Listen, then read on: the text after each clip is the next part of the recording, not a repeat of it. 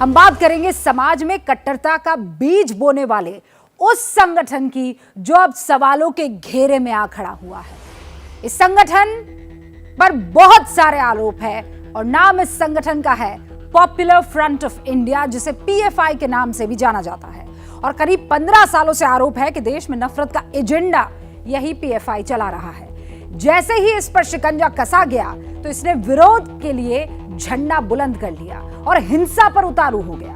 दरअसल कल देश भर में आप जानते हैं पीएफआई के अलग अलग ठिकानों पर अलग अलग राज्यों में एनआईए की छापेमारी हुई और उसी के खिलाफ आज इस संगठन ने केरल में बंद बुलाया। लेकिन बंद के दौरान जमकर तोड़फोड़ हुई, जिसे केरल हाई कोर्ट ने भी गलत कहा है। अब सवाल यह है कि क्या वो वक्त नहीं आ गया है जब देश के खिलाफ साजिश रचने वाले इस संगठन पर पूरी तरह से बैन लगा दिया जाए।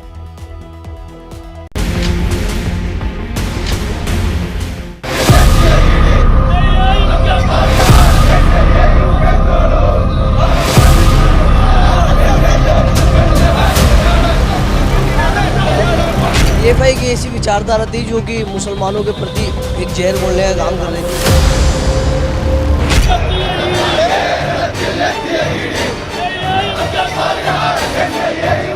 देश की बात करना चाहिए, फिजूल की बात अपने को करने से क्या मतलब।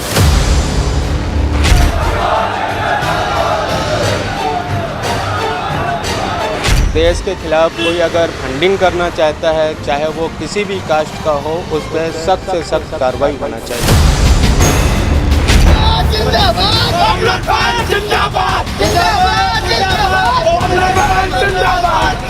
अगर कोई गैर कानूनी गतिविधि सरकार को नजर आती है तो वो अपनी कार्रवाई पूरी कर सकते हैं।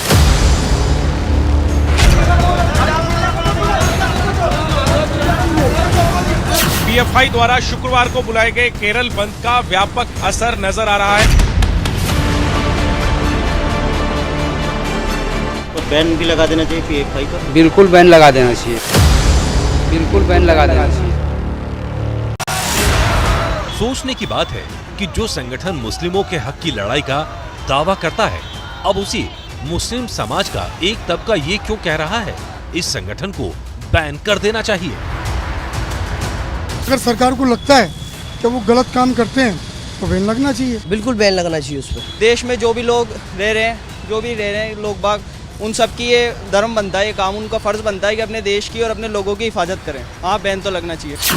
पीएफआई यानी पॉपुलर फ्रंट ऑफ इंडिया, इस कट्टरपंथी संगठन का असली चेहरा अब सामने आ चुका है।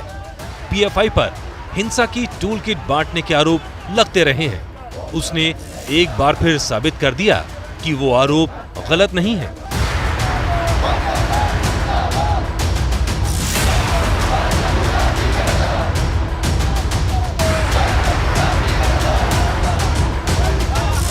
केरल और तमिलनाडु से आई तस्वीरों ने इस बात पर मोहर लगा दी है कि पीएफआई नाम का संगठन सिर्फ और सिर्फ हिंसा का रास्ता ही जानता है।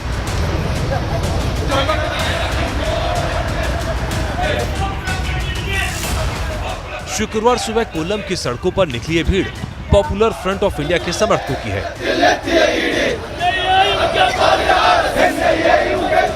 जांच एजेंसियों की छापेमारी के विरोध में बुलाए गए बंद को सफल बनाने के लिए इन लोगों ने पहले तो पैदल मार्च निकाला, लेकिन कुछ ही देर में ये भीड़ हिंसा पर उतर आई, जिसका सबूत है ये तस्वीरें। इस बस को देखिए, जिसका आगे का पूरा शीशा तोड़ दिया गया है। हर तरफ कांच बिखरा हुआ है। इस बस को तब निशाना बनाया गया जब वो बस स्टैंड पे खड़ी थी। जाहिर है उपद्रवियों का मकसद ये संदेश देना था कि बंद के दौरान अगर कोई गाड़ी सड़कों पर नजर आई तो उसका यही हाल किया जाएगा, और यही हुआ भी। देखिए तिरुवनंतपुरम में इस ऑटो का क्या हाल किया गया।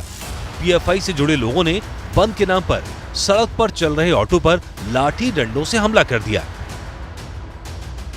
सिर्फ ऑटो ही नहीं, प्राइवेट गाड़ियां सड़कों पर चल रही थीं, उन्हें भी निशाना बनाया गया। देखिए इस कार का साइड मिरर और एक शीशा तोड़ दिया गया। कोची में सरकारी बस के साथ भी यही हुआ। बंद के दौरान बसों पर हो रहे ऐसे ही हमलों के डर से अलुआ में एक बस ड्राइवर हेलमेट पहनकर बस चलाता नजर आया। इस ड्राइवर को ये इसलिए करना पड़ा क्योंकि इस इलाके में जगह जगह पथराव की खबरें आ रही थीं।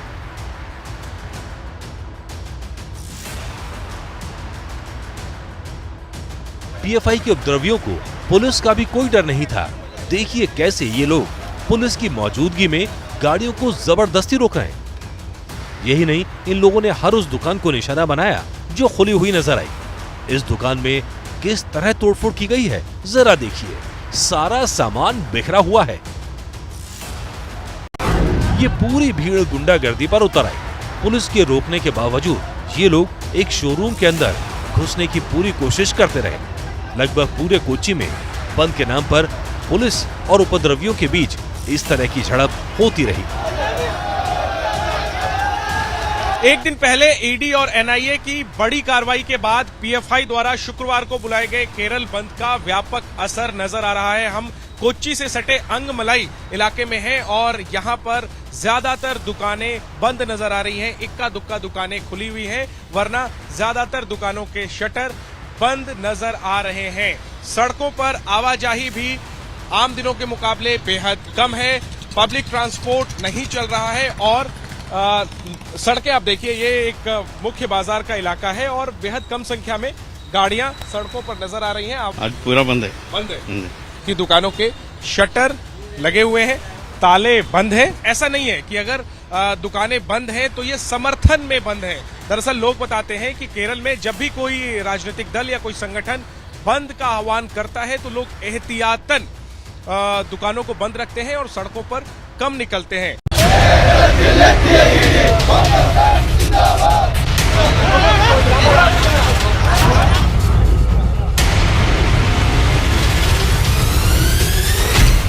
बंद और बंद के दौरान हुई हिंसा की तस्वीरें केरल के कई शहरों से आईं। कोट्टयम में तो पीएफआई कार्यकर्ता सड़क पर ही बैठ गए।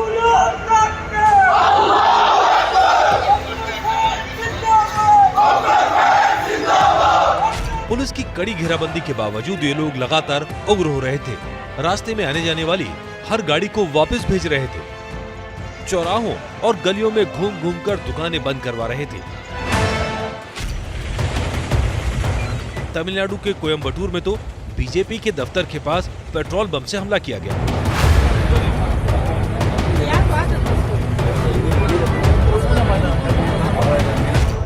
सवाल है कि बंद के नाम पर ये हिंसा क्यों की गई?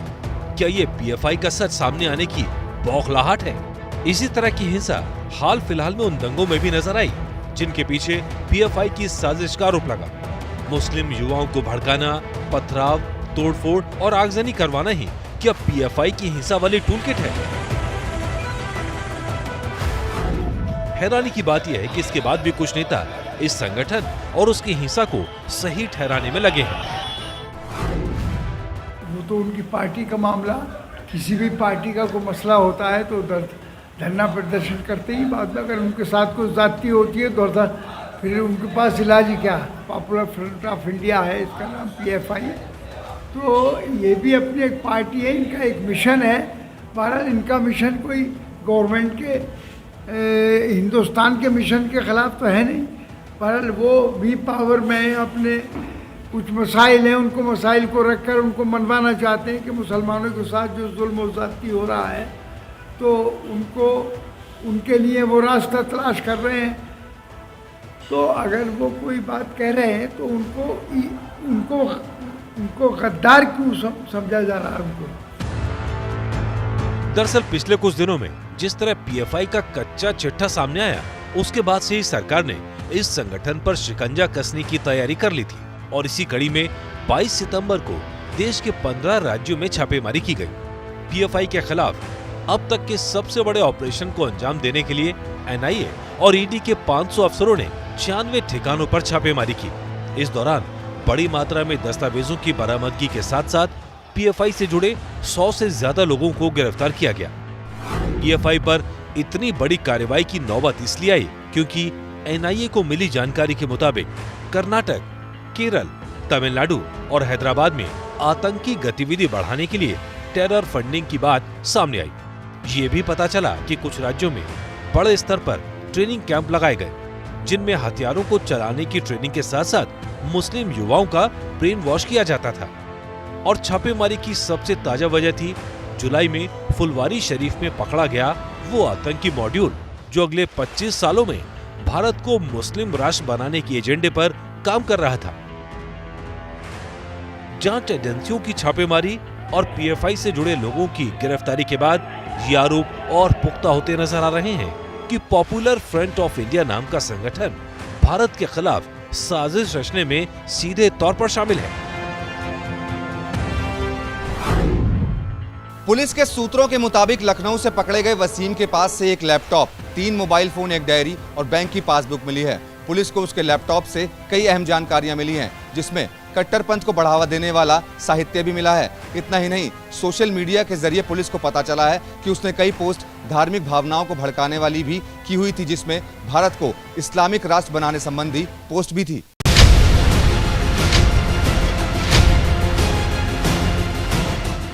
इसी तरह मध्य प्रदेश के इंदौर और उज्जैन से गिरफ्तार पीएफआई के 4 नेताओं से अब तक की पूछताछ में जो बातें सामने आई हैं, उनसे साफ है इस संगठन का मकसद मुस्लिमों को कट्टर बनाना था। गिरफ्तार किए गए लोगों ने माना कि मध्य प्रदेश में पीएफआई लोगों को देश विरोधी गतिविधियों के लिए तैयार कर रहा था। इन सभी आरोपियों को 30 सितंबर तक पुलिस रिमांड में भेज दिया गया है। यानी अगले कुछ दिनों में पीएफआई से जुड़े कुछ और राज सामने आएंगे। लेकिन चिंता की बात यह है कि नफरत का एजेंडा चलाने वाला ये संगठन इतने दिनों तक जो जहर फैला चुका है, जितने लोगों का ब्रेन वॉश कर चुका है, क्या वो पीएफआई के सच को देख और समझ पाएंगे? यही जानने के लिए हमने अलग अलग शहरों में मुस्लिम समाज के लोगों से बात की और ये पूछा वो पीएफआई को सही मानते हैं या गलत। तो जवाब सुनिए। तो पहले आरएसएस बंद करो, उसके बाद पीएफआई बंद करो। देश में उत्पाद मचाता है, उन सब संगठनों पर कार्रवाई होना चाहिए, फिर पीएफआई क्यों? क्या कभी आरएसएस से कभी ये सवाल किया गया है कि कभी तुम्हारा फंडिंग कहाँ से आया है? जो कल कार्रवाई हुई है वो एक समुदाय को लेकर टारगेट किया गया है। इन बयानों से साफ है कि पीएफआई अपनी जड़ें जमा चुका है और इसीलिए जरूरी है अब इस संगठन का पूरा सच जल्द से जल्द सामने लाया जाए। केरल हाईकोर्ट कुछ समय पहले ही पीएफआई को चरमपंथी संगठन कह चुका है।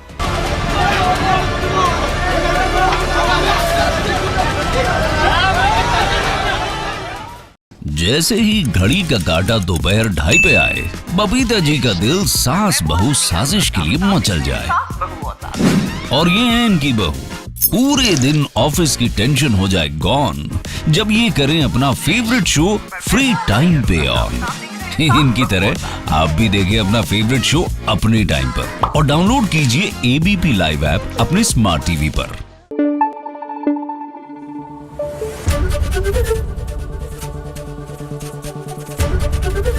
एबीपी न्यूज आपको रखे आगे।